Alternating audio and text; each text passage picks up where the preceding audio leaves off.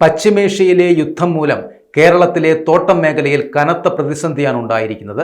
കയറ്റുമതി നിലച്ചിരിക്കുകയാണ്.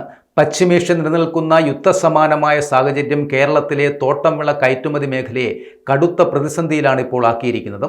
വ്യോമപാതകൾ അടച്ചതും ഗൾഫ് രാജ്യങ്ങളിലേക്കുള്ള വിമാന സർവീസുകൾ കൂട്ടത്തോടെ റദ്ദാക്കിയതും കാരണം ടൺ കണക്കിന് ഉൽപ്പന്നങ്ങളാണ് വിമാനത്താവളങ്ങളിൽ ഇപ്പോൾ കെട്ടിക്കിടക്കുന്നത്.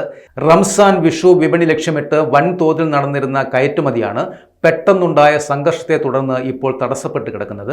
കൊച്ചി, കോഴിക്കോട് വിമാനത്താവളങ്ങളിൽ നിന്നായി പ്രതിദിനം ഏകദേശം 140 ടണ്ണിലധികം പഴങ്ങളും പച്ചക്കറികളുമാണ് ഗൾഫ് നാടുകളിലേക്ക് അയച്ചിരുന്നത്. എന്നാൽ സർവീസുകൾ മുടങ്ങിയതോടെ കാർഗോ വിഭാഗത്തിൽ ഉൽപ്പന്നങ്ങൾ കുന്നുകൂടുകയാണ്. നേന്ത്രപ്പഴം, പൈനാപ്പിൾ തുടങ്ങിയ പെട്ടെന്ന് നശിച്ചു പോകുന്ന വിളകൾ വിദേശ വിപണിയിൽ എത്തിക്കുവാൻ കഴിയാത്തത് കർഷകർക്കും കയറ്റുമതിക്കാർക്കും കോടിക്കണക്കിന് രൂപയുടെ നഷ്ടമാണിപ്പോൾ ഉണ്ടാക്കിയിരിക്കുന്നത്. കപ്പൽ ഗതാഗത മേഖലയിലും ആശങ്ക നിലനിൽക്കുന്നുണ്ട്. ഹോർമൂസ് കടലിടുക്ക് വഴിയുള്ള ചരക്കു നീക്കം തടസ്സപ്പെട്ടാൽ ആഫ്രിക്കൻ തീരം ചുറ്റി കപ്പലുകൾ പോകേണ്ടി വരുന്നത് ചരക്കുകൂലി വർദ്ധിപ്പിക്കുവാൻ ഇടയാക്കുകയും ചെയ്യും.